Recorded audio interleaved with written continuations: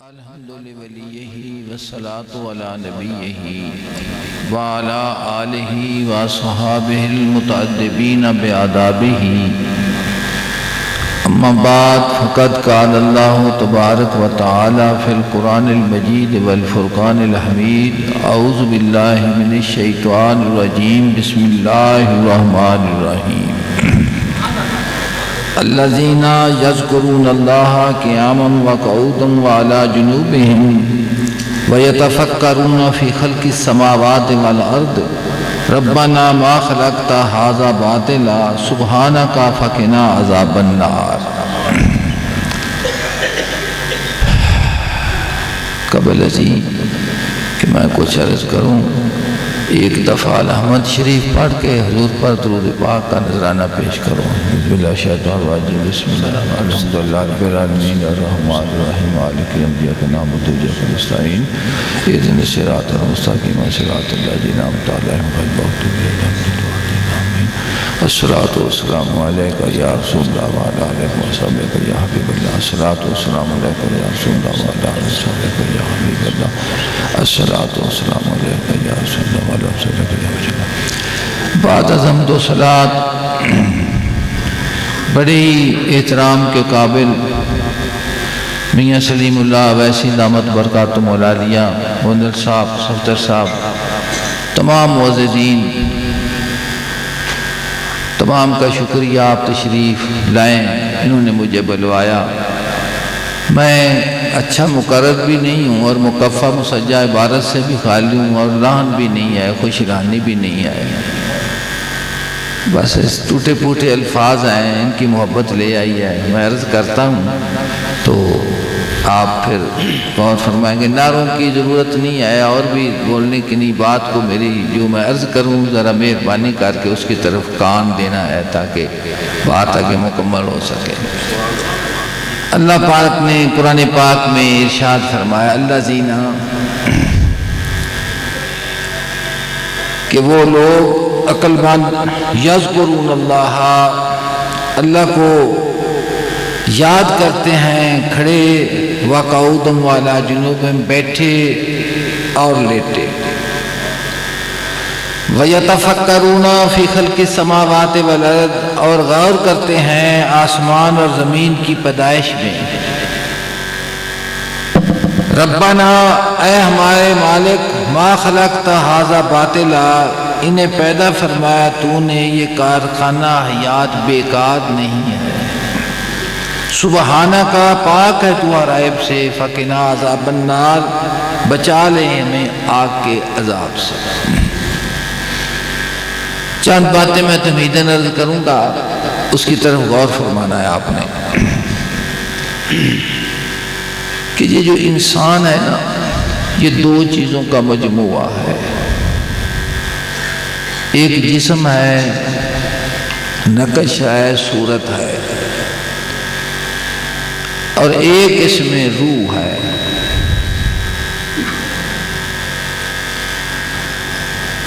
جسم اور صورت نقش نظر آتا ہے اور روح نظر نہیں آتا، اور روح جو ہے وہ عالم امر کی چیز ہے۔ فرمایا گیا کہ کل روح من امر ربی، کہ روح کے متعلق محبوب فرما دو کہ اللہ پاک کا امر ہے۔ تو روح کا تصرف ہے انسان کے وجود میں، حواس خمسہ میں اور پورے وجود میں، لیکن روح نظر نہیں آتا۔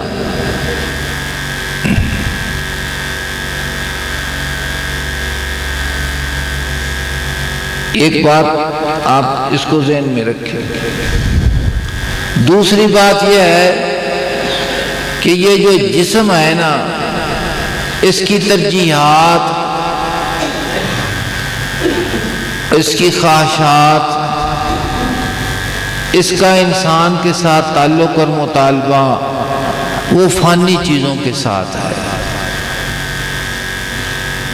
یہ ہمیشہ فانی کا محتاج ہے، فانی کی طلب کرتا ہے، جس کو ہم کہتے ہیں کہ خواہش نفس ہے میری۔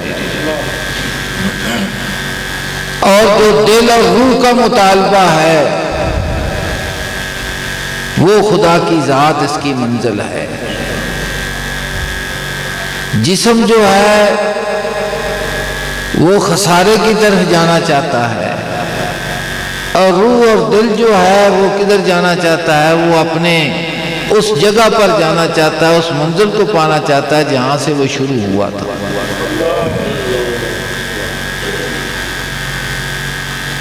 فرشتوں میں عشق و محبت الہی، تقدیس، اللہ کی کبریائی کا اظہار، گناہ کا تصور موجود نہیں ہے، لیکن انسان میں خواہشات بھی ہیں اور اللہ تبارک و تعالیٰ کی طلب صادق بھی ہے۔ زمین تھی، آسمان تھا، فرشتے تھے، لیکن پھر بھی کمی محسوس تھی۔ خدا نے انسان سیدنا آدم علیہ السلام کی تخلیق فرمائی۔ حضرت نظامی فرماتے ہیں تھی حقیقتیں ابھی کن فکاں، تھی حقیقتیں ابھی کن فکاں، میری اس سے پہلے ہے داستاں، جو خیال یار میں تھا نگین و نقش فکر دراز۔ فرشتے تھے، زمین تھی، آسمان تھا، اللہ پاک کے علم پاک میں انسان بھی تھا، تخلیق آدم بھی تھی۔ تو انی جاعل فی الارض خلیفہ، مالک نے فرمایا، فرشتوں نے عرض کی کہ یہ خون ریزی کرے گا، انسان فساد کرے گا، تو مالک نے فرمایا سب کچھ ٹھیک ہے، انی اعلم ما لا تعلمون، میں جانتا ہوں اور تم نہیں جانتا۔ تو وہ نظامی فرماتے ہیں تھی حقیقتیں ابھی کن فکاں، میری اس سے پہلے ہے داستاں، جو خیال یار میں تھا نگین، میں وہ نقش فکر دراز۔ تو آدم علیہ السلام کی صورت میں وہ نقش فکر دراز آیا، نبی کی صورت میں آیا، اور نیابت الہی اللہ پاک نے فرمایا کہ میں اپنا نائب بنانا چاہتا ہوں۔ میں طوالت کو پسے پیچھے ڈالتے ہوئے میں صرف اتنا عرض کروں گا کہ نائب کی ضرورت جو ہے کسی معنی میں بھی جو مشہور ہیں، خدا کو کسی نائب کی ضرورت نہیں ہے، کہ نہ تو موت کا تصور ہے کہ اصل میں چلے جانا ہے، اس کے بعد کوئی نائب بننے گا، نہ کاروبار چلانے میں کسی امدادی کی ضرورت ہے، اللہ اس سے بھی پاک ہے،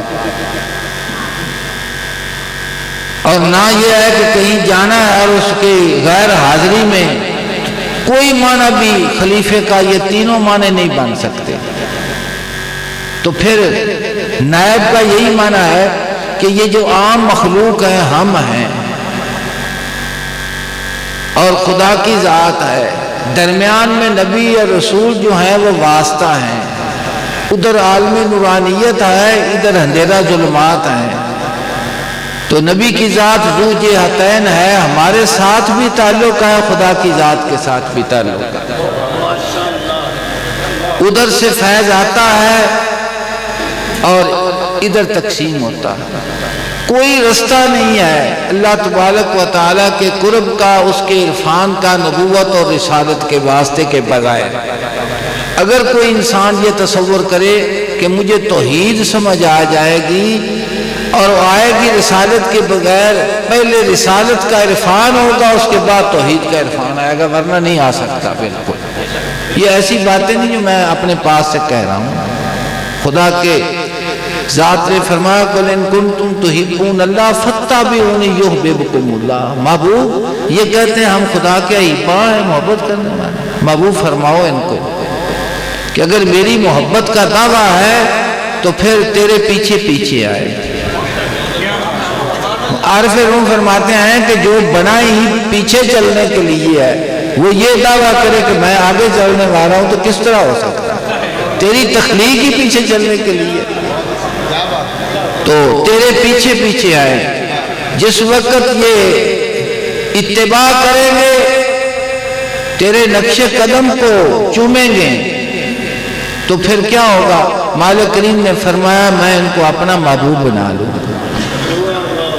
اکثر سوال یہ ہے نا کہ میں لفظ وہ زبان پر نہیں آتے کہ رسالت کیا دیتی ہے انسان کو، پوچھنا چاہیے کہ رسالت نے پتہ کیا دیا آپ کو؟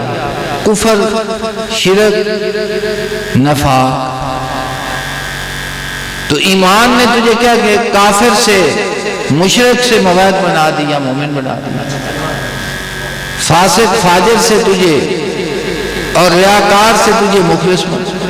تو تصدیق رسالت تجھے کیا دیتی ہے؟ تجھے کفر سے نکال کر ایمان کی طرف لے آتی ہے۔ تو دو چیزوں کا انسان مجموعہ، شکل صورت اور روح اور دل۔ دل کی غذا خدا کی ذات پاک کا ذکر ہے، اس کی یاد ہے، اس کا عرفان ہے، اور جو جسم ہے اس کی خواہشات کیا ہے؟ یہ فانی چیزوں کا متلاشی ہے، فانی کی طرف جاتا ہے۔ اقبال فرماتے ہیں اگر منظور ہو تجھ کو خزانہ آشنا رہنا، اگر تو یہ چاہتا ہے کہ مجھے کبھی بھی غم نہ آئے، میں خوشی میں رہوں، بہاروں میں رہوں، خزاں مجھے نزدیک نہ آئے، اگر منظور ہو تجھ کو خزانہ آشنا رہنا تو پھر کیا کر؟ فرماتے ہیں اگر منظور ہو تجھ کو خزانہ آشنا رہنا، جہان رنگ و بو سے پہلے قطع آرزو کر، کہ تیری محبت بیوی کے ساتھ، بچوں کے ساتھ، عزت شہرت مال و دار سب کے ساتھ، لیکن یہ کوئی چیز بھی ایسی نہیں ہے جو تجھے بہار دے سکے، کیونکہ جتنی چیز کا حصول اچھا معلوم ہوتا ہے اتنا ہی اس کے ساتھ غم وابستہ ہے۔ بیٹا، اولاد انسان کی خواہش ہے، اللہ تعالیٰ کی انعام ہے، نعمت ہے۔ مالک نے فرمایا المال والبنون زینت الحیات الدنیا، مال اور اولاد جو ہے بیٹے تیری دنیا، تیری زندگی کا حسن ہے۔ لیکن دوسرے مقام پر فرمایا لا تلہکم اموالکم ولا اولادکم عن ذکر اللہ، تمہارا مال اور تمہارا اولاد میری یاد سے تمہیں غافل نہ کرتا۔ تو یہ جو درمیان میں چیز ہے کہ اس کے ساتھ پیار کتنا کرنا ہے فانی چیزوں کے ساتھ، اور اللہ تبارک و تعالیٰ کی ذات کے ساتھ تعلق ہے وہ کس طرح جوڑنا ہے، یہ بارگاہ رسالت کی فیضان کے بغیر سمجھ میں نہیں آ سکتا۔ اور میرے آقا نے فرمایا لا رہبانیت فی الاسلام، میرے دین میں رہبانیت نہیں ہے کہ تم جنگل باشی ہو جاؤ، غاروں میں چلے جاؤ، مراقبے اور نہیں۔ حضور نے فرمایا کہ سال میں کثرت میں رہتے ہوئے، تمام کاروبار حیات کرتے ہوئے، اپنے دل کی دنیا خدا کی محبت میں آباد رکھنی ہے۔ حضور غوث پاک رضی اللہ تعالیٰ عنہ فرماتے ہیں کہ مال تیرے ہاتھ میں بھی اچھا ہے، اس کا جمع کرنا بھی اچھا ہے نیکی کی نیت سے، اس کا استعمال بھی اچھا ہے، لیکن دل کی دنیا سے باہر دل کی دنیا سے باہر رہنا چاہیے۔ تو انسان کی قدر و قیمت کس کے ساتھ ہے؟ ایمان کے ساتھ۔ ایمان کس کا نام ہے؟ ایمان ہے توحید اور رسالت کی تصدیق کا نام ایمان ہے۔ تصدیق انسان کے دل کا فعل ہے، اور ایمان کی تعریف کرتے ہیں اقرار باللسان و تصدیق بالقلب، زبان کے ساتھ اقرار کرنا اور دل کے ساتھ تصدیق کرنی۔ دل کی تصدیق کے بغیر ایمان نہیں ہے، وہ نفاق ہوگا۔ اگر زبان سے اقرار نہیں بھی ہے، دل میں تصدیق ہے تو وہ مومن سمجھا جائے گا، وہ مومن ہے، ان دلہ مومن ہے وہ۔ تو میں عرض کر رہا تھا کہ سب سے اچھا جو عمل ہے، آپ بتا سکتے ہیں کہ سال میں کثرت میں سب سے اچھا عمل وہ کون سا ہے؟ بتائیں۔ آپ نے سنا ہے نا کہ نماز اچھا عمل ہے، روزہ اچھا عمل ہے، حج اچھا عمل ہے، زکوٰۃ ہے، حج ہے، یہ سب عمل ہیں، لیکن جو سب سے اچھا عمل ہے وہ بتائیں وہ کیا ہے؟ ہاں جی، ہاں جی، نہیں جی، الذین خلق الموت والحیات لیبلوکم ایکم احسن عملا۔ اللہ پاک نے فرمایا کہ میں نے موت اور زندگی کو پیدا فرمایا ہے اس لیے کہ میں تمہیں آزماؤں کہ عمل کے لحاظ سے بہتر کروں۔ جو سب سے بہتر عمل ہے وہ ایمان ہے۔ عبادات فریضہ کا بھی وہ بنیاد ہے. کوئی عبادت ایمان کے بغیر قبول نہیں ہو سکتی. تو سب سے اچھا عمل کیا ہے؟ وہ ایمان ہے. اگر ایمان والا عمل انسان کو حاصل ہو جائے تو ارتکاب معاصی حلال سمجھ کے نہ کرے، خواہشات نفسانی سے مغلوب ہونے کی وجہ سے کر لے اور توبہ کرے تو خدا اس کو معاف فرما دیتا ہے. خدا اس کو معاف فرما دیتا ہے کہ اس نے مغلوب ہو کر اس گناہ کو کیا ہے، لیکن میرے دروازے کو اس نے نہیں چھوڑا. میرے دروازے کو اس نے نہیں چھوڑا. جس وقت اس نے دروازے کو نہیں چھوڑا، مالک کو پہچانتا ہے تو مالک کریم اس کو معاف فرما دیتا ہے. مالک کریم اس کو تو میں نے قرآن پاک کی آیت کریمہ عرض کی ہے کہ یہ جو عبادت ہے یہ انسان کے دل اور روح کی غذا ہے. اور جسم کی خواہشات کیا ہیں؟ زین للناس، اللہ پاک نے فرمایا زین للناس حب الشہوات من النساء والبنین والقناطیر المقنطرۃ من الذهب والفضة والخیل المسومۃ والانعام والحرث ذلک متاع الحیات الدنیا واللہ عندہ حسن المآب.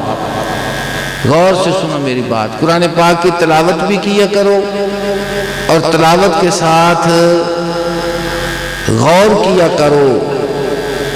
قرآن اپنی حقانیت پر خود دلیل ہے. قرآن پاک اپنی حقانیت پر ادھر پڑھا کرو اور دیکھا کرو کہ جو کہا ہے، جو فرمایا ہے وہ مشاہدہ خدا کرواتا ہے. تو مشاہدہ جو ہے نا وہ حق الیقین ہوتا ہے. تو قرآن اپنی حقانیت پر کسی دلیل کا محتاج نہیں ہے. عقل سلیم چاہیے، اس کو خود پتہ چلے گا کہ یہ کلام ہے، کلام اللہ ہے. تو مالک کریم نے فرمایا آراستہ کیجیے لوگوں کے لیے ان خواہشوں کی محبت، عورتیں، بیٹے، سونے چاندی کے ڈھیر اور نشان لگے گھوڑے، استبلوں کے گھوڑے نشان لگے. آپ نے استبلوں کے گھوڑے ریسی دیکھے ہیں نا کہ ان کے جو ہے نا وہ نشان لگے ہوتے ہیں. والانعام، چار پائے ڈیری فارم، والحرث، اور زمیندارہ کھیتی باڑی کے آلات. یہ خواہشات ہیں. اللہ پاک میں نے کو بڑا حسن دیا ہے، بڑا، کیونکہ انسان کی تخلیق خدا نے اپنی محبت کے لیے کی ہے. تو وہ مالک کریم دیکھتا ہے کہ یہ خواہشات میں گھر کر ادھر جاتا ہے، یہ میری طرف آتا. بیٹے کا آنا بڑی خوشی آئے، بڑی خوشی آئے، لیکن اس کا جانا بطور غم بھی آئے. غور اس بات پر کرے کہ سیدنا اسماعیل علیہ السلام کی گردن ہے، سیدنا ابراہیم علیہ السلام کے دستے مبارک میں چھری ہے. نہ بیٹے کو باپ، بیٹا کیا کہتا ہے؟ یا بطفل ماتوم اور ستاجدنی انشاءاللہ من الصابرین، کیا ہے میرے باپ جو حکم دیا گیا اس کو بجا لاؤ، مجھے آپ صبر کرنے والوں میں دیکھو. تو یہ وہ محبت کا کرشمہ ہے کہ باپ کو بیٹا یاد نہیں ہے، اللہ تعالی یاد ہے. کہ میرے دل میں کسی کی محبت نہیں ہے سوا ذات الہی کے. عارف روم فرماتے ہیں غیر حق جانے نبی را یار نیست. اللہ تبارک و تعالیٰ کی ذات کے سوا نبی کا کوئی معبود نہیں ہے. غیر حق جانے نبی را یار نیست، باقبول و رد خلق شکار نیست. اس لیے نبی اس سے بے نیاز ہے کہ کوئی اس کو مانتا ہے یا نہیں مانتا، وہ اپنا کام کرتے ہیں، وہ اپنا کام کرتے ہیں. تو سیدنا اسماعیل علیہ السلام کا دل مبارک اپنی جان کی محبت سے پاک، اور سیدنا ابراہیم علیہ السلام کا قلب اطہر جو ہے وہ سیدنا اسماعیل علیہ السلام بیٹے کی محبت سے پاک. اور مائی صاحبہ نبیہ نہیں ہیں لیکن مقام رضا میں وہ بھی ادھری فیض ہیں کہ بیٹے کو، نوجوان بیٹے کو والدہ کپڑے پہنا کر خوشبو لگا کر مقتل کی طرف بھیج رہی ہے، جاؤ۔ تو سمجھ میں آیا مقام نبوت کے نہیں رسالت۔ یہ ایسی بات نہیں ہے کہ جو جلدی سے کہہ دیتے ہیں کہ ہمارے بھی دو کان ہیں، ہمارے بھی دو آنکھیں ہیں، ہمارے بھی ایک ایک عذر نبی کا جو ہے وہ بے مثل و بے مثال ہوتا۔ تو مالک کریم نے ارشاد فرمایا کہ خاشات کو میں نے بڑا حسن دیا ہے، لیکن واللہ عندہ حسن المآب، اچھی لوٹ کر ذالک متاع الحیات دنیا، یہ تیری زندگی کا، دنیا کی زندگی کا ساز و سامان ہے، آخرت کا ذکر ذالک واللہ عندہ حسن المآب، اور اللہ ہے جس کے پاس اچھا ٹھکانہ ہے، اچھا ٹھکانہ ہے۔ یہ تمام چیزیں جو اللہ تبارک و تعالیٰ نے انعام فرمائی ہیں اور بندے کو دی ہیں، تو ان کا فائدہ بھی ہے، لیکن فائدہ کس طرح ہوگا کہ پہلے محبوب تیرے دل میں جلوہ گر ہوگا، اور پھر تو اس بات کو سمجھے گا کہ یہ منعم کی عطا ہے میرے پاس، میں اس کا مالک نہیں ہوں، مالک وہی ذات ہے اس کی۔ عارف رومی فرماتے ہیں مشتری، جہاں فرماتے ہیں مشتری خواہی کی عزوہ زر بری، تجھے خریدار چاہیے کہ تو اس کو اپنا مال بیچ دے اور وہ تجھے اس کے بدلے میں زر دے دے، قیمت عطا کر دے۔ مشتری خواہی کی عزوہ زر بری، بیز حق ہے باشدہ دل مشتری۔ رومی فرماتے ہیں خدا سے بڑھ کر بھی کوئی خریدار ہو سکتا ہے۔ عام دنیا کی مثال ہے نا کہ وہ بازار میں جس وقت وہ کوئی چیز خریدنے کے لیے جاتے ہیں نا، ہم نے تو سنا ہی ہے کہ یورپ میں جس وقت عربی شہزادے جاتے ہیں تو ان بازاروں میں وہی خریداری کرتے ہیں، اور کوئی خریداری وہاں نہیں جا کر سکتا کہ جو انہوں نے مانگنا ہے دے دینا۔ عارف روم فرماتے ہیں کہ خدا فرما رہا ہے ان اللہ اشتری من المؤمنین انفسهم واموالهم بان لهم الجنہ، کہ میں مومن کی مال کا بھی خریدار ہوں، اس کی جان کا بھی خریدار ہوں، حالانکہ نہ مال اس کا اپنا ہے نہ جان اس کی اپنی ہے، لیکن کمال کرم ہے کہ خود ہی عطا فرماتا ہے، خود ہی کہتا ہے میں خریدار ہوں۔ رومی فرماتے ہیں کہ بے حق ہے باشدہ دل مشتری، پھر خدا سے بڑھ کر اور خریدار کون ہوگا کہ تجھے خود دے کر خود اس کو خریداری کر رہا ہے۔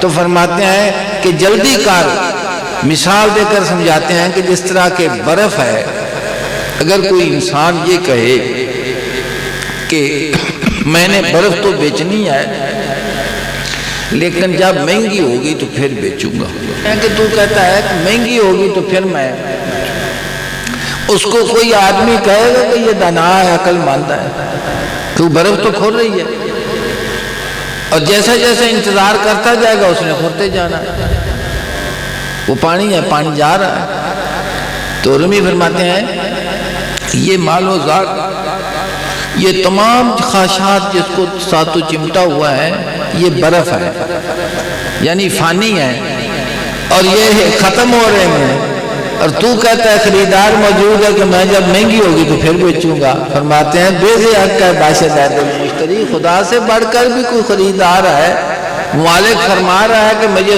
دے دے فانی، اور فرماتے ہیں کہ نقص والا مال لیتا ہے۔ خریداری کے دو اصول ہیں نا، کہ مال میں اگر نقص ہو تو خریدار اس کو خریدتا نہیں ہے۔ عارف روم فرماتے ہیں کہ جو کچھ تیرے پاس آئے اس میں نقص بھی موجود ہے، کیوں؟ اس لیے کہ یہ فانی ہے، رہنے والا نہیں ہے، نہیں رہنے والا۔ مالک فرماتا ہے میں لیتا ہوں، میں اسے لیتا ہوں، مجھے دے دے۔ تو فرماتے ہیں کہ ناقص مال تو اس سے لیتا ہے اور اس کے بدلے میں کیا دیتا ہے؟ فرماتے ہیں تجھے دل کی محبت کا نور عطا فرماتا ہے، اس کے بدلے میں کیا دیتا ہے؟ تجھے محبت، اپنی محبت کا نور، نور محبت عطا فرماتا ہے۔ اور جس طرح اخلاص کے ساتھ تو اس کو خرچ کرتا چلا جائے گا، دل کی نورانیت بڑھتی چلی جائے گی۔ حضور غوث پاک رضی اللہ تعالیٰ عنہ کا فرمان ہے، اس پر غور فرمائے۔ جناب فرماتے ہیں، دعا کرتے ہیں، جناب فرماتے ہیں میرے مالک کریم ہمارے اعمال کے جسموں کو اخلاص کی روح سے زندہ فرما دے۔ اخلاص ہمارے اعمال کے جسموں کو اخلاص کی روح سے زندہ فرما دے۔ تو عبادت جو ہے، میں نے جو آیت کریمہ عرض کی ہے کہ اس میں دو چیزوں کا ذکر ہے، ایک ذکر کا ہے اور ایک فکر کا۔ جو ذکر ہے آپ صرف اس کو زبان سے جو ہم ذکر کرتے ہیں نہیں، ہر وہ کام جو خدا کی ذات کی رضا کے لیے کیا جائے اور جس محفل میں بھی جائے جو بھی کرے وہ سب عبادت ہے۔ سب کیا ہے؟ عبادت ہے۔ نماز عبادت ہے، روزہ عبادت ہے، حج عبادت ہے، زکوٰۃ عبادت ہے۔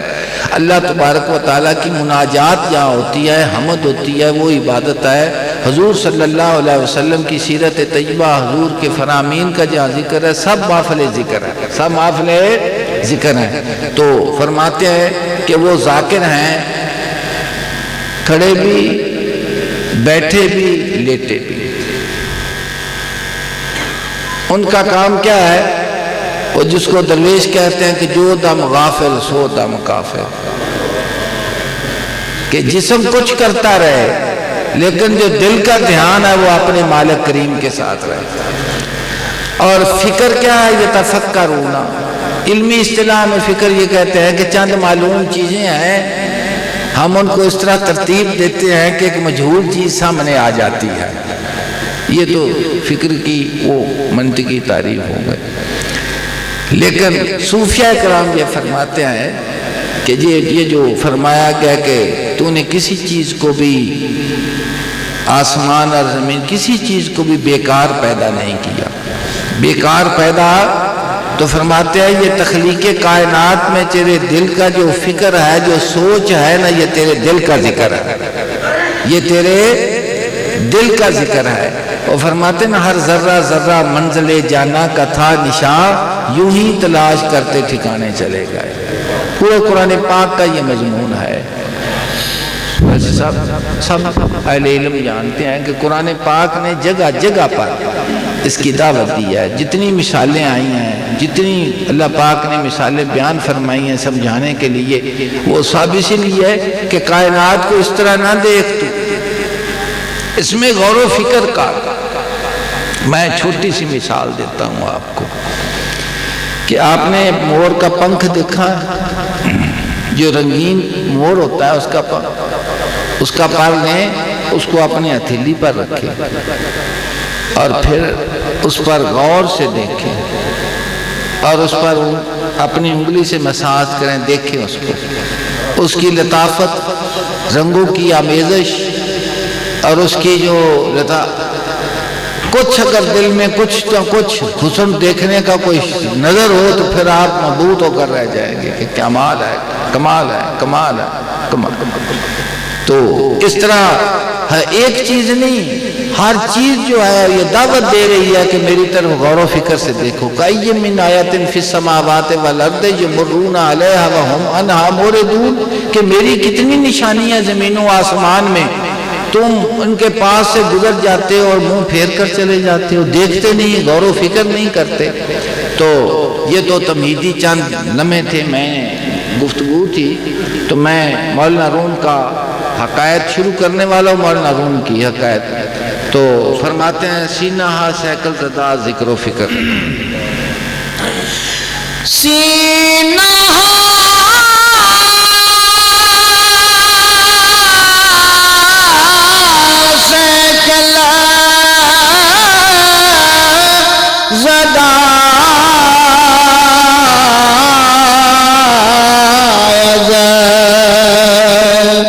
ذکر و فکر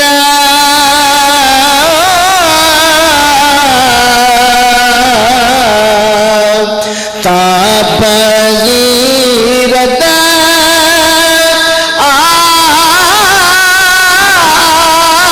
آئینہ دل نقش بکر،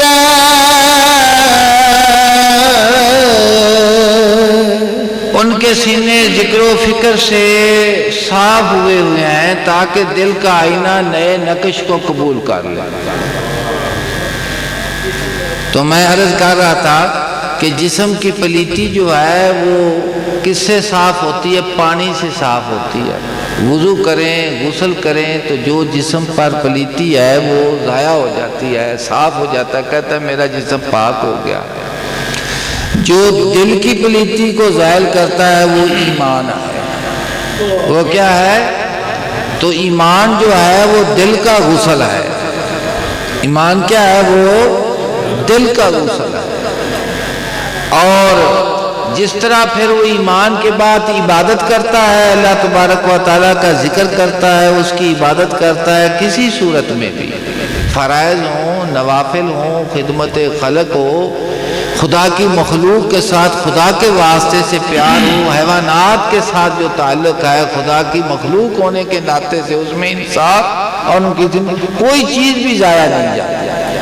تو رومی فرماتے ہیں سینہ سیکل زدہ ذکر و فکر، کہ کوئی کام کر رہا ہے، کوئی کام کر رہا ہے۔ فرماتے ہیں خدا کا عاشق جو ہے وہ اپنے دل کو جو ہے، زنگار کو اللہ تبارک و تعالیٰ کی عبادت، ذکر اور فکر سے اس کو صاف کر رہا ہے، تا پذیرت آئینہ دل نقش بکر۔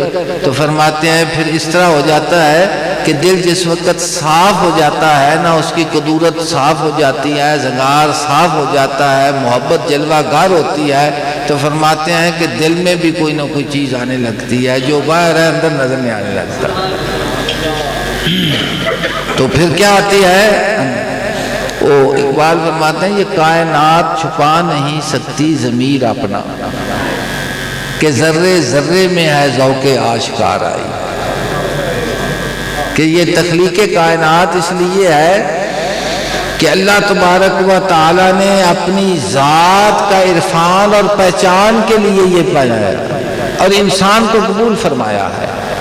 یہ کائنات چھپا نہیں سکتی ضمیر اپنا، کہ ذرے ذرے میں ہے ذوق آشکار آئی۔ میں ایک مثال دیتا ہوں، کسی چیز کا بیج بو دے، کسی چیز کا، وہ گندم ہو، مکی ہو، وہ باجرہ ہو، وہ جوار ہو، تو وہ ایک دانہ جو زمین میں آپ نے بیج دیا ہے، اس پر مٹی دے دی ہے، تو پھر سوئی کی صورت میں وہ اپنا پٹھا باہر نکالتی ہے۔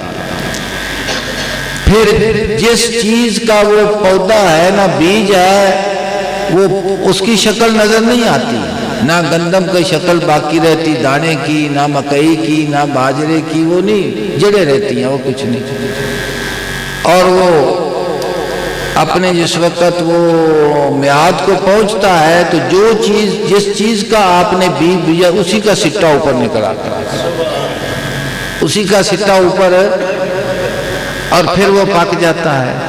جس کو ذمہ دار کہتے ہیں کہ فصل پک گئی ہے، میں جھاڑ اندہ ویکھنا بھی جھاڑ کنہ نکلیا، جھاڑ کنہ نکلیا۔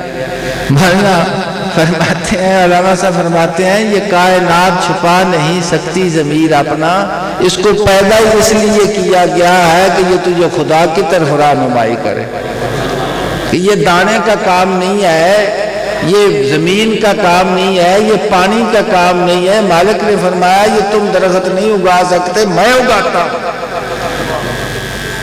میں اگاتا ہوں، تم دو درخت نہیں۔ فالق الحب والنوا، گٹھلی کو چیرنے والی میری ذات ہے، دانے کو چیرنے والی میری ذات ہے، غور کیا کرو۔ تو فرماتے ہیں یہ کائنات چھپا نہیں سکتی ضمیر اپنا، کہ اس کو مجبور کرتا ہوں کہ میں ظاہر ہو جاؤں، میں کیا ہو جاؤں؟ آشکار ہو جاؤں۔ تو کچھ اور ہی نظر آتا ہے کاروبار جہاں، کچھ اور ہی نظر آتا ہے کاروبار جہاں، نگاہ شوق اگر ہو شریک بین آئی۔ فرماتے ہیں کہ ایک ایسا دیکھنا جہان کو یہ نہیں ہے، نگاہ شوق اگر ہو، خدا کی طلب صادق ہو، تو پھر تیرا خدا کی مخلوق اور پیداوار کی طرف دیکھنا کچھ اور ہی نظر آتا ہے کاروبار جہاں، نگاہ شوق اگر ہو شریک بینائی۔ رومی فرماتے ہیں کہ انہوں نے اپنے دل کو اللہ تبارک و تعالیٰ کے ذکر سے، عبادت سے، فکر سے اس طرح انہوں نے اس کو صاف کیا ہے، تا پذیرت آئینہ دل نقش بکر، تاکہ دل کی صفائی اس طرح ہو کہ کائنات کے سب نقش و نگار جو ہے جو آنے وہ چیز دل میں نظر آنے لگا. دل میں نظر یہ مثنوی شریف کا طریقہ اور اسلوب عارف روم کا کہ جو حقائق انہوں نے بیان فرمانی ہو اس سے پہلے چند اشعار وہ اور آئندہ عنوان کے لیے تمہید ہوتے ہیں. تو یہ مولانا روم اب وہ اگلی حقائق جو میں پڑھنے والا ہوں اس کی یہ تمہید بیان فرما رہے ہیں. جی ہر کے دارد روح خوب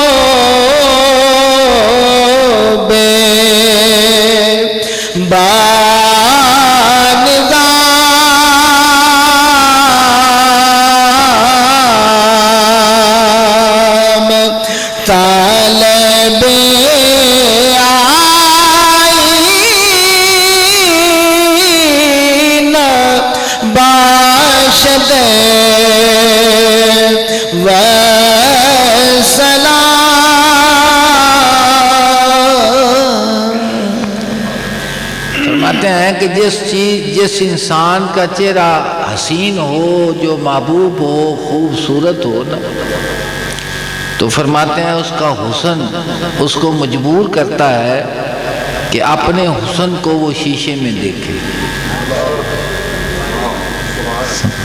تو فرماتے ہیں کہ شیشہ جو ہوتا ہے وہ حسین کا مشغلہ ہوتا ہے کہ وہ اپنی نقل اپنے نقش و نگار کو اس میں شیشے میں دیکھتا ہے, اس کو سنوارتا ہے, بار بار دیکھتا ہے, بار بار دیکھتا ہے. نظامی صاحب فرماتے ہیں ہوا جلوہ گر وہی بے نمو ہے نمود اس کی یہ رنگ و بو, تو ہے روح یار کا آئینہ تجھے یاد ہو کہ نہ یاد ہو. تو فرماتے ہیں کہ تیری تخلیق جو اللہ پاک نے کی ہے نا تو ہے روح یار کا آئینہ تجھے یاد ہو کہ نہ یاد ہو, تجھے افضل المخلوقات بنایا خدا نے. کس لیے فرماتے ہیں کہ تیرے دل میں وہ اپنے آپ کو دیکھتا ہے کہ اس میں غیر تو موجود نہیں ہے. عارف روم فرماتے ہیں کہ قلب مومن جو ہوتا ہے وہ چھ جہتی شیشہ ہے. 6 جہتیں ہیں نا, مشرق ہے, مغرب ہے, شمال ہے, جنوب ہے, فوق ہے, تحت ہے. تو عارف روم فرماتے ہیں کہ ہر جہت میں اللہ نظر کر کے دیکھتا ہے کہ اس میں کوئی غیر تو موجود نہیں. اور اس غیریت کو نکالنے کے لیے جو دست مبارک ہے وہ دست رسالت ہے. وہ یزکیہم حضور کی صفت ہے. تزکیہ قلبی اس وقت تک حاصل ہو ہی نہیں سکتا جس وقت تک فیضان رسالت نہ ہو. جس وقت تک فیضان رسالت نہ ہو انسان کا دل جو ہے وہ دنیا کی محبتوں سے ما سوا سے پاک. تو رومی فرماتے ہیں کہ وہ 6 نکرہ شیشہ ہے اور ہر نکر میں ہر جہت میں خدا جلوہ گر ہے, دیکھتا ہے کہ کوئی غیر تو موجود نہیں ہے. تو فرماتے ہیں کہ جو حسین ہوتا ہے نا وہ شیشے کا طالب ہوتا ہے. کس کو دیکھتا ہے؟ فرماتے ہیں شیشے میں غیر کو نہیں دیکھتا, اپنے آپ کو دیکھتا, اپنے آپ کو دیکھتا, اس کو اپنا حسن اس میں نظر آتا ہے. تو بیشنو اب جی وہ آ رہی ہے مثال. جی بیشنو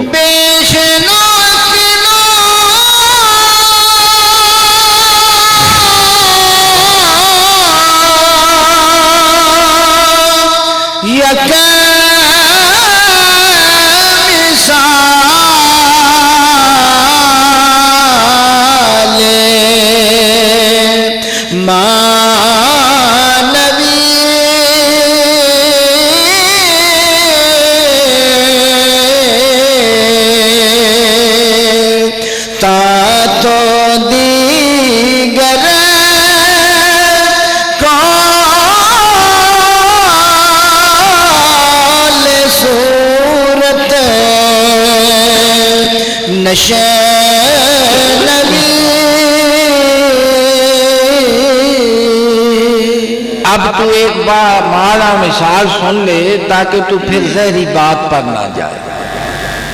تو مولانا روم کا یہ طریقہ ہے کہ اپنی بات کو سمجھانے کے لیے وہ اکثر مثالوں سے بات کو سمجھاتے ہیں. تو یہ مثال جناب نے فرمائی ہے کہ میں ایک بامعنی مثال تجھے سمجھاتا ہوں، سمجھ لے تاکہ ظاہر کی طرف نہ جائے تو معنی کی طرف بھی جائے. تو فرماتے ہیں کہ سیدنا یوسف صدیق علیہ السلام کا ایک بچپن کا دوست تھا. وہ سیدنا یوسف صدیق سے ملنے کے لیے آیا. 3 عنوانوں میں مولانا روم نے، میں بہت مختصر کرتا ہوں، آپ اگر بور ہو رہے ہوں تو میں بند کر دوں گا. 3 عنوانوں میں مولانا روم نے اس مثال کو مکمل فرمایا کہ وہ جناب کا بچپن کا دوست تھا تو وہ ملنے آیا سیدنا یوسف صدیق علیہ السلام کو. تو جس وقت وہ آپ کے پاس آیا تو آپ کے ساتھ اس نے نا بچپن کی گفتگو شروع کر دی. ایک اس عنوان میں جناب نے اس بات کو بیان فرمایا ہے، اور دوسرے عنوان میں سیدنا یوسف صدیق علیہ السلام نے اسے پوچھا، یار تو اتنی دیر کے بعد آیا ہے، تو میرا دوست ہے، تو میرے لیے کیا تحفہ لے کر آیا ہے؟ دوستوں کے پاس جاتے ہیں، ہدایہ لے کر جاتے ہیں، محبت کے پھول لے کر جاتے ہیں، تو کیا لے کر آیا؟ اور تیسرے جس وقت اس میں مولانا روم نے یہ بیان فرمایا ہے کہ وہ سیدنا صدیق اکبر کے دوست نے جو تحفہ ان کو پیش کیا اس کا ذکر کیا. تو یہ تو آ گیا اس کا ظاہر.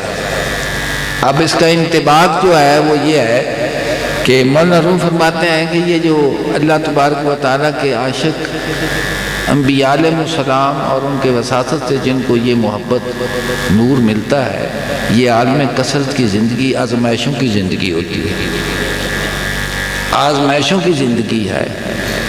تو پہلے عنوان میں جناب نے اس کو بیان فرمایا ہے کہ اس نے پوچھا سیدنا یوسف صدیق علیہ السلام سے کہ جناب جس وقت آپ کے بھائیوں نے آپ کے ساتھ ظلم و ستم کیا، آپ کو پریشان کیا، تو آپ کیسے تھے؟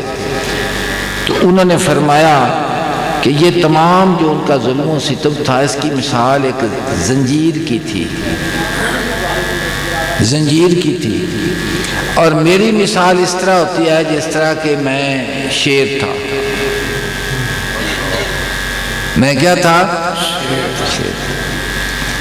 تو شیر کو زنجیر کا پہنایا جانا کوئی ایسی بات نہیں ہے، اس کی قوت کو وہ ثابت کرتی ہے کہ جہاں جہاں دیکھتے ہیں نا کہ وہ کہتے ہیں کہ فلاں تو میدان کا شیر، تو فرماتے ہیں کہ یہ زنجیر جو مجھے انہوں نے پہنائی یا میرے لیے کی تو مجھ سے کوئی نہیں بات. جناب فرماتے اور نہ بہت شیر رہا سلسلہ.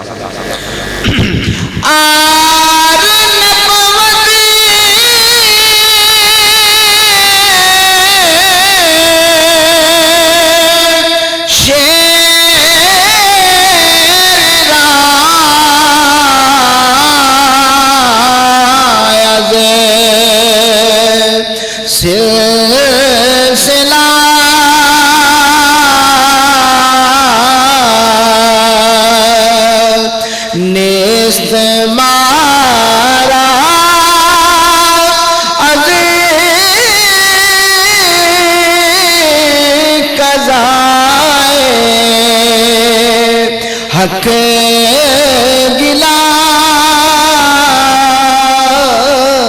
جناب فرماتے ہیں کہ سیدنا یوسف صدیق علیہ السلام نے فرمایا کہ یہ جو انہوں نے میرے ساتھ حسد کیا ہے، میرے ساتھ جو انہوں نے ناسلوکی کی ہے، بے وفائی کی ہے، یہ میری طاقت کو ظاہر کرتی ہے.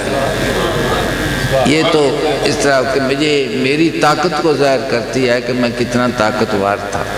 وہ لفظ شعر کا آتا ہے لیکن میں اس کو بولتا نہیں بار بار کیونکہ نبی کی ذات. اور آگے بات رہے گی کہ میرا اور میرے مالک کا معاملہ کیا ہے، تو فرماتے نیست مارا از قضائے حق گلا. مجھے اللہ تبارک و تعالیٰ کی تقدیر پر کوئی شکوہ اور گلہ نہیں، مجھے شکوہ اور گلہ نہیں ہے. میں حضور سیدنا غوث اعظم رضی اللہ تعالیٰ عنہ کی پہلی مجلس ہے، اس کا اقتباس پیش کرتا ہوں، اور آپ غور سے اس کو سنیں اور پھر تصوف کی طرف توجہ کریں کہ یہ جو جگہ جگہ پر یہ 11ویں والا پیر تو آپ کہتے ہیں تو وہ سب کچھ کرتے ہیں، لیکن ان کی تعلیم بھی حاصل کیا کریں، پڑھا کریں۔ ایک ایک لفظ جو ہے وہ آب حیات کا درجہ رکھتا ہے، ایسی نورانیت ہے۔ میں نے پہلے آپ کو عرض کیا ہے نا کہ جناب نے فرمایا میرے مالک کریم ہمارے اعمال کے جسموں کو اخلاص کی روح سے زندہ فرما دیں۔ ایک لفظ ہے، پوری زندگی کا خلاصہ ہے، ایمان کا خلاصہ ہے۔ اب جناب فرماتے ہیں نزول تقدیر کے وقت کہ جس وقت اللہ تبارک و تعالیٰ اپنا حکم نافذ کرتا ہے، ہر انسان اس کی تقدیر کے سامنے بے بس بھی ہے، اور اس وقت جس حالات میں سب حالات جو آ رہے ہیں انسان کے اوپر، وہ خوشی ہو یا غمی ہو، دکھ ہو یا تکلیف ہو، صحت ہو یا بیماری ہو، اللہ تبارک و تعالیٰ کے امر کے ساتھ ان کا تعلق ہے۔ ہم کمزور لوگ ہیں تو ہم جس وقت نعمتوں کی فراوانی ہو تو اس وقت تو پھر کہتے ہیں کہ خدا کا بڑا شکر ہے، اور جس وقت آزمائش آ جائے تو پھر ہم سوچتے ہیں کہ میں نماز بھی پڑھتا ہوں، میں زکوٰۃ بھی دیتا ہوں، حج بھی کرتا ہوں، پتہ نہیں یہ آزمائش کیوں آ گئی ہے۔ اس کو یہ نہیں پتا کہ تیری تخلیق کا مقصد عبادت کرنا ہے، تو اس لیے یہ سوچتا ہے کہ میں عبادت اس لیے کرتا ہوں کہ اگر نعمتیں رہیں تو میں وہ نعمت کی شکر کروں۔ لیکن جو اہل اللہ ہوتے ہیں، انبیاء علیہ السلام ہوتے ہیں، وہ ہر حال میں اللہ کا شکر ادا فرماتے ہیں۔ اس لیے نعمت ملے تو وہ شاکر ہیں، اور شکور وہ ہوتا ہے کہ نعمت ملے یا نہ ملے پھر بھی شاکر ہے، پھر بھی وہ شاکر ہے۔ تو فرماتے ہیں نزول تقدیر کے وقت حق تعالی شان و پر اعتراض کرنا موت ہے دین کی، موت ہے توحید کی، موت ہے توکل و اخلاص کی۔ تو جناب فرماتے ہیں جس وقت جس حال دے وچ تو ہوئے کہ تیرے تو حال وارد ہوئے، آزمائش آوے، اور تو اللہ تبارک و تعالیٰ پر اعتراض کرے اس وقت اور کہے کہ یہ اس طرح کیوں ہو رہا ہے، تو فرماتے ہیں کہ نہ ایمان رہ جائے گا، نہ توکل رہ جائے گا، نہ اخلاص رہ جائے گا، نہ توحید رہ جائے گا، کچھ بھی باقی نہیں رہ جائے گا۔ اس بات کو سنا، آگے سنیں۔ فرماتے ہیں کہ ایمان والا قلب کہ جس دل میں نور ایمان موجود ہے، لفظ کیوں اور کس طرح کو نہیں جانتا، وہ نہیں جانتا کہ بلکہ کیا ہے، اس کا قول تو ہاں ہے۔ فرماتے ہیں نہ کیفا جانتا ہے، نہ لیما جانتا ہے، نہ بل جانتا ہے، وہ بلا جانتا ہے کہ میں حاضر ہوں، کہ میں حاضر ہوں، میں حاضر ہوں۔ سمجھی بات؟ اب میاں صاحب کا شعر آپ اکثر سنتے رہتے ہیں، اس پر غور کیا کرو۔ میاں صاحب فرماتے ہیں کن آواز پوے ہر ویلے پہلے قول الستو تے کالو بلا کو کہندے بھائی اسے روکو مستو۔ تو الستو بربکم تو ہم کہہ کر آئے ہیں نا کہ تو ہمارا رب ہے، اور ایسی سچی بات ہے کہ اس سے صدق ہو، خدا جو فرما رہا ہے کہ تم اسے وعدہ کر کے کیا ہے مجھے۔ اور رومی فرماتے ہیں کہ الستو بربکم کی صدا نبوت اور رسالت ہے، نبی آئی اس لیے ہے کہ تجھے الستو بربکم کی طرف لے جائے، جو تو کہہ کر آیا ہے اس وعدے کی ایفا کے لیے نبوت اور رسالت آئی ہے کہ تجھے وعدہ یاد دلائے اور تجھے لے جائے اس طرف کہ تو اپنے رب کو پہچانے۔ تو میاں صاحب فرماتے کن آواز پوے ہر ویلے پہلے قول الستو کالو بلا کو کہندے بھائی اسے ذوق و مستو۔ فرمانے نے انہوں نے کان دے وچ ہر وقت الستو بربکم دی آواز سنائی پہ دیندی ہے، جس حال دے وچ بھی ہون وہ بلا جان دے نے لیما کیفا بل نہیں جان دے، آندے نے حاضر ہاں سائیں، حاضر ہاں حاضر ہاں حاضر ہاں حاضر ہاں۔ وہ فرمانے نے تیری راہ گزر میں جانا، میں وہ خاک کے راہ گزر ہوں، تیرے ہر خرام پر جو تیرے نقش پا بنی ہے، تیرا نقش پا بنی ہے۔ تو سیدنا یوسف صدیق علیہ السلام نے فرمایا کہ انہوں نے جو میرے ساتھ کیا تھا حسد یا بغض، وہ میری قوت اور طاقت کو ظاہر کرتا ہے کہ میرے مالک کریم نے مجھ کو کتنی طاقت عطا فرمائی تھی۔ اور میرا میرے مالک کے ساتھ جو تعلق ہے، نیست مارا از قضائے حق گلا، مجھے اللہ تبارک و تعالیٰ کے فیصلے پر کوئی افسوس نہیں ہے، افسوس نہ شکوہ ہے نہ۔ بیدم صاحب فرماتے ہیں شکوہ کفر اہل محبت کے واسطے ہر ایک ادائے یار پہ نظرانہ چاہیے، شکرانہ چاہیے۔ جی گفت چو بودی تو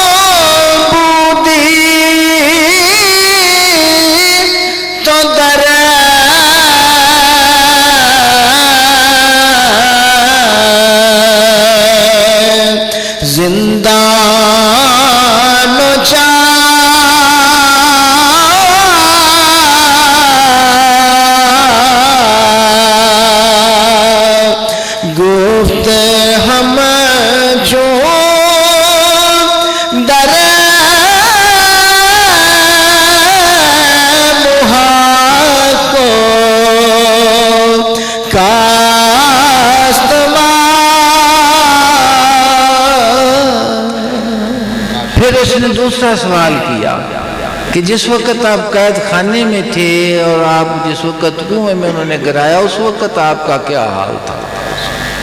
تو جناب نے فرمایا کہ اس وقت میرا حال اس طرح تھا جس طرح کہ پہلے دن کا چاند ہوتا ہے حلال، پہلے دن کا چاند، اور وقت تنگ ہے۔ قرآن پاک میں ہے کہ جس وقت سیدنا یوسف صدیق کو کنویں میں گرا دیا گیا تو وہی ہوئی، اللہ تبارک نے فرمائی کہ جو کچھ انہوں نے کیا ہے تو ان کو یاد، انہیں شعور نہیں ہے، انہیں شعور ہے۔ اور بعض مفسرین نے لکھا ہے کہ وہاں ہی نبوت ملی تھی، آپ وہاں ہی نبوت ملی تھی۔ اہل اللہ کا جو ذوق ہوتا ہے نا وہ اپنا ہی ہوتا ہے۔ کنویں میں جس وقت سیدنا صدیق اکبر گئے، سیدنا یوسف صدیق علیہ السلام گئے تو اسی وقت وہی ہوئی۔ دیکھیں قرآن پاک کی آیت کریمہ، اعوذ باللہ من الشیطان الرجیم، وَأَوْحَيْنَا إِلَيْهِ لَتُنَبِّئَنَّهُم بِأَمْرِهِمْ هَٰذَا وَهُمْ لَا يَشْعُرُونَ۔ اللہ پاک نے فرمایا کہ عین اس وقت ہم نے اس کی طرف وحی کی، گھبراؤ نہیں، تم ضرور انہیں آگاہ کرو گے ان کے اس فعل پر وہ جو تیرے رتبے عالی کو وہ جانتے نہیں ہیں، رتبے عالی کو وہ جانتے۔ اور وہ قید خانہ جو تھا نا، وہ قید خانہ جو تھا وہ سیدنا یوسف صدیق نے خود مانگ کر لیا تھا۔ قرآن پاک میں آتے کہ ربی سجن احب الی مما یدعوننی الیہ، کہ اے محبوب حقیقی جس طرف مجھے یہ دعوت مل رہی ہے، یہ اس محل کی زندگی اور عیش و نشاط کی ضرورت نہیں ہے، تیرے پیار کی ضرورت ہے بس، اور اس سے مجھ سے قید خانہ بہتر ہے۔ تو اس نے سوال کیا کہ قید خانے میں اور کنویں میں تیرا کیا حال تھا؟ اور فرعون بیان فرماتے ہیں،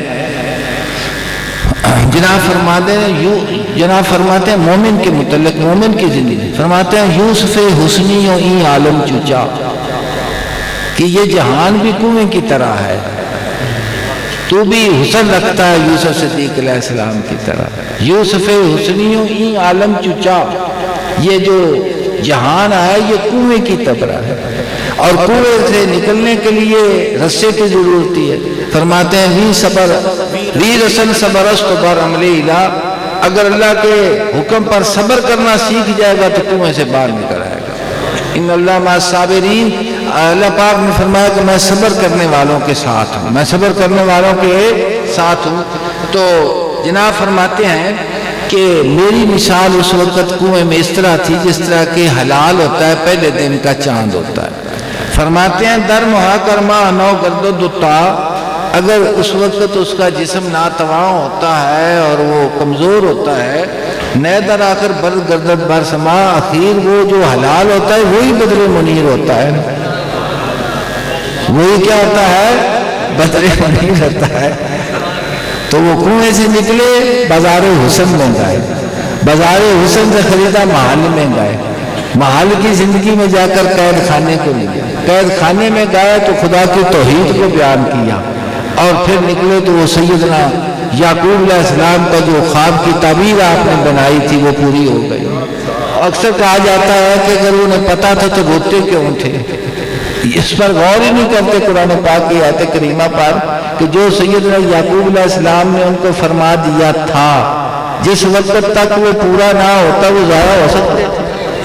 غور کریں، وہ ضائع ہو سکتے تھے کہ جس وقت تک سیدنا یوسف صدیق علیہ السلام کو اس کے بھائی اور ماں باپ سجدہ نہ کرتے اس وقت تک وہ باپ نبی کی بات تھی، کسی غیر کی تو نہیں ہے بات. پھر کہتے ہیں کیوں روتے تھے، پھر کہتے تھے کیوں روتے تھے، پھر روتے تھے. محبت ہو تو پتہ چلے نا کہ رونا دھونا کس لیے ہوتا ہے. اقبال فرماتے ہیں درد دل کے واسطے پیدا کیا انسان کو ورنہ طاعت کے لیے کچھ کم نہ تھی کروبیاں. تو یہ حقائق ہے.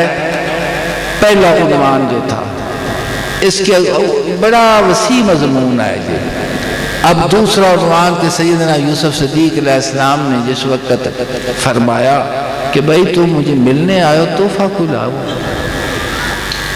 اس میں آپ نے بیان فرمایا ہے کہ حق تعالی خلق را گوید بحشر کہ اللہ تبارک و تعالیٰ قیامت والے دن مخلوق کو کہے گا ارمغاں کو از برائے روز نشر تجھے جو پتا تھا کہ میری تیری ملاقات ہونی ہے میدان قیامت میں تو نے میرے سامنے آنا ہے کتنی نعمتوں کے ساتھ تجھے نوازا تھا اب میرے سامنے آئے میرے لیے کیا لے کر آیا میرے لیے کیا لے کر آیا ہے بتا. اس میں مولا روم نے ارشاد فرمایا ہے جناب نے فرمایا ہے کہ یہ جو عالم کثرت کی زندگی ہے نا یہ تحفہ تیار کرنے کی زندگی ہے. کس کی زندگی ہے؟ تحفہ تیار. فرماتے ہیں تحفہ تیار کر کیونکہ تو نے اپنے محبوب کے پاس جانا ہے. پڑھ پیچھے جی اند کے صرفہ بکونا. میں بہت مختصر کر یہ جو میں نے پہلا عنوان چھوڑا ہے نا جی یہ صحابہ اکرام کی جو زندگی مبارکہ ہے نا مولانا روم نے ان کو بیان کیا ہے قرآن پاک سے اس کا استدلال کیا ہے جناب نے کہ آزمائشوں کی زندگی جو ہوتی ہے اس کے بعد پھر کامیابیوں کا جو سلسلہ ہوتا ہے وہ کس طرح ہوتا ہے. جی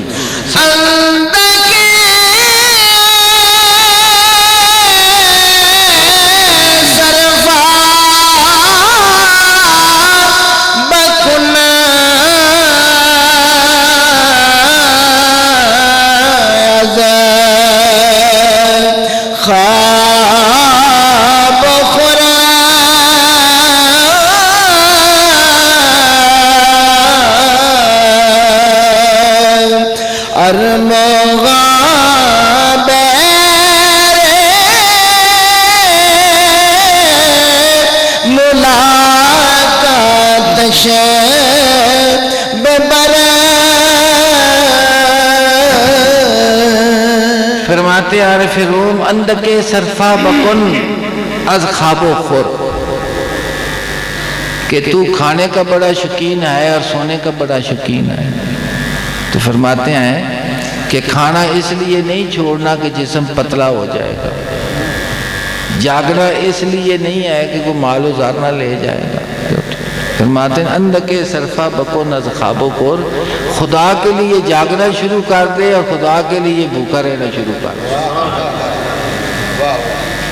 ارمغاں بہرے ملاقاتش بغیر فرماتے ہیں کہ تحفہ تیار ہونا شروع ہو جائے گا. تحفہ قرآن پاک کی آیت کریمہ سے استدلال فرمایا. پڑھیں شوق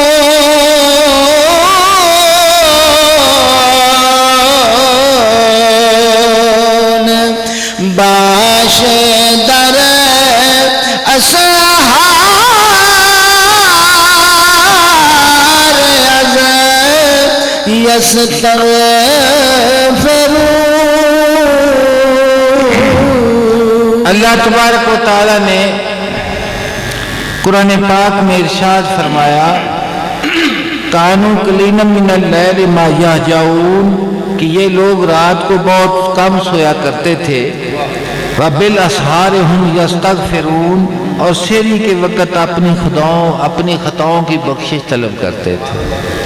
تو رومی فرماتے ہیں کہ مالک کریم نے فرمایا ہے، نشانیاں بیان کی ہیں کہ رات کو سوتے کم تھے اور سحری کو اپنی خطاؤں کی معافی مانگتے تھے۔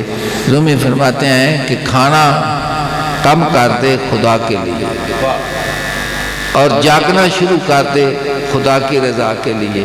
ایک جگہ نہیں قرآن پاک میں، الذین یبیتون ربہم سجدا وقیاما، کہ امن ہوا قانتن آناء اللیل، تمام جگہ پر اس کا ذکر ہے رات کے جاگنے کا۔ اقبال فرماتے ہیں عطار ہو، رومی ہو، رازی ہو، غزالی ہو، کچھ ہاتھ نہیں آتا بے آہ سحر گاہی، بے آہ سحر گاہی۔ اور عشاق تو پھر یہ کہتے ہیں نا، عشاق کہتے ہیں عشق کی کائنات میں، عشق کی دن ہے کہیں نہ رات ہے۔ تقسیم کرتے ہیں نا، صبح کام کے لیے، رات سونے کے لیے۔ وہ فرماتے ہیں عشق کی کائنات میں دن ہے کہیں رات، تیرا جمال جانے جا میری نظر کے ساتھ، تیرا جمال جانے جا میری نظر کے، عشق کی کائنات میں دن ہے کہیں نہ رات ہے، تیرا جمال جانے جا میری نظر کے ساتھ ہے۔ یہ دوسرا عنوان، اور اس پر جناب نے فرمایا ہے کہ مرحوم انسان کو خدا کی طرف بڑھاتے چلے جاتے ہیں۔ یہ مبلغ ہے نا حضور کی امت کے، یہ خطیب ہیں حضور۔ میرے والد صاحب فرماتے تھے کہ حضور کے فیض کا نشان ہے، تو فرماتے ہیں کہ ڈرنے کی بات نہیں ہے، کام شروع کر دیں۔ فرماتے ہیں اندک جنبش بکن ہم چوں جنین، جیسے رحم مادر میں جس طرح وہ جوہر حیات ایسا بچے کی صورت میں بنتا ہے تو اس کے مراحل ہوتے ہیں نا، تو فرماتے ہیں جنین کی طرح تو جنبش کرنی شروع کر دے، تاب بخشندت ہوا سے نور بھی۔ فرما دیں جوہر حیات سے وہ خون ہے، خون کے بعد لوتھڑا ہے، لوتھڑے کے بعد پھر اس میں ہڈیاں پہنائی جاتی ہیں، گوشت چڑھایا جاتا ہے، پھر اس میں روح پھونکی جاتی ہے۔ تو فرماتے ہیں رحم مادر میں جس طرح بچہ ترقی کرتا ہے نا، اس محبت کی دنیا میں تو بھی جنین کی طرح ترقی کر، پھر اس کو خدا حواس دے دیتا ہے، رحم مادر میں حواس بان رہے ہیں، روح بان رہی۔ فرماتے ہیں اسی طرح خدا پاک جو حواس تجھ کو دیے ہیں ان میں اپنی محبت ڈال دے گا۔ تو فرماتے ہیں تاب بخشندت ہوا سے دور بھی، تجھے وہ نور والے حواس عطا فرما دے گا۔ کیا کرے گا؟ نور والے حواس عطا فرما دے گا۔ فرما دے کہ جس وقت رحم مادر سے بچہ باہر آتا ہے تو بڑی وسیع دنیا ہے، بڑی، اسی طرح جس وقت یہ تیرا جنم ہوگا خدا کی محبت میں، سفر محبت میں، عبادت کے بعد جو تجھے نور محبت ملے گا، تجھے وہ حواس نہیں رہ جائیں گے، حواس بدل جائیں گے۔ اور فرماتے ہیں دل بھی بدل جائے گا۔ فرماتے ہیں دل لگردت تنگ زاں اسا فراق، نخل تر آجانا گردت خشک ساک، یہاں دل تنگ نہیں پڑے گا۔ جو حضور اسباق نے فرماتے ہیں لیما کیفا بال نہیں جانتے، وہ بلا جانتے ہیں۔ وہ کیا جانتے ہیں؟ تو فرماتے ہیں کہ ایسی زمین تجھے نصیب ہوگی کہ اس زمین پر تو کبھی بھی تنگ دل نہیں ہوگا، اور اس زمین کی خاصیت یہ ہے کہ وہاں کا کھجور کا درخت کبھی بھی جو ہے نا وہ خشک نہیں ہوتا، وہ ہمہ وقت پھل دینے والا درخت ہوتا ہے۔ تو یہ دوسرا حصہ تھا، بہت شارٹ کیا میں نے۔ تیسرا حصہ تو سیدنا یوسف صدیق نے اس کو فرمایا بھی میں کیا تحفہ لے کر آئے ہو؟ اس نے عرض کی کہ یوسف صدیق میں بازار گیا تھا، میں نے بڑا کچھ خریدا، جس جگہ پر بھی میں گیا، جو چیز بھی میں خریدتا تو میرا دل، میرا ضمیر یہ کہتا ہے کہ یوسف تو اس سے بہت بڑا، یہ یوسف کے لائق کب ہو سکتی ہے چیز۔ تو میں نے بڑی کوشش کی کہ میں کوئی ایسا تحفہ لے جاؤں جو تیری ذات کے مناسب ہو۔ تو جس جگہ پر بھی جو خریدنے کے لیے گیا تو میرے ضمیر نے کہا کہ یہ یوسف کی توہین ہے جو تو خرید رہا ہے، یہ تو اس کے لائق ہی نہیں ہے۔ تو پھر جی میں نے غور و فکر کر کے تو ایک میں شیشے کی دکان پر چلا گیا اور وہاں دیکھ کر میں نے ایک صحیح شیشہ خریدا جو بھینگا پانی سے پاک تھا، صاف شیشہ تھا۔ تو یوسف صدیق میں تیری بارگاہ میں یہ شیشہ لے کر آیا ہوں، اسے آپ دیکھا کرے، اس میں اپنا پر مجھے مسکین کو یاد کیا۔ مالک کریم نے فرمایا یوم لا ینفع مال ولا بنون الا من اتى اللہ بقلب سلیم، کہ جس دن قیامت والے دن نہ بیٹے فائدہ دیں گے نہ مال فائدہ دے گا۔ کیا فائدہ دے گا؟ قلب سلیم فائدہ دے گا۔ قلب سلیم، درد والا دل، درد والا دل اور ماں سوا سے پاک، ہر محبت سے پاک، تو وہ شیشہ جو ہے وہ فائدہ دے گا۔ اللہ پاک نے فرمایا کہ نہ مال فائدہ دے گا نہ بیٹے فائدہ دیں گے، قلب سلیم فائدہ دے گا۔ تو اس نے عرض کیا کہ یوسف صدیق میں آپ کے لیے تحفہ تجھے لے کر آیا۔ وہ جامی کا ایک شعر ہے، فرماتے ہیں روز معاشر ہر کسے در دست گیرد نامہ ہے، کہ قیامت والے دن ہر کسی کے ہاتھ میں نامہ اعمال ہوگا۔ وہ آتا بھی ہے قرآن پاک میں کہ ہر کسی کو اس کی دستاویز پڑھ اس کو کہ جو لکھا ہوا ہے جو تو کرتا رہا ہے اسے ادھر ادھر نہیں ہے۔ روز معاشر ہر کسے در دست گیرد نامہ ہے، نیز من حاضر شوا تصویر جانا در بغیر۔ یعنی فرماتے ہیں کہ میں بھی مالک کریم آیا ہوں، ذرا اس میں دیکھا دل میں کہ سوا تیرے کوئی اور چیز موجود ہے؟ کوئی موجود نہیں۔ اللہ پاک ہمیں حضور صلی اللہ علیہ وسلم کی محبت اور اپنی محبت نصیب فرمائے۔ تو ایک دفعہ ہمارا معمول ہے، ایک دفعہ الحمد شریف پڑھ کے، 3 دفعہ کل شریف پڑھ کے اپنے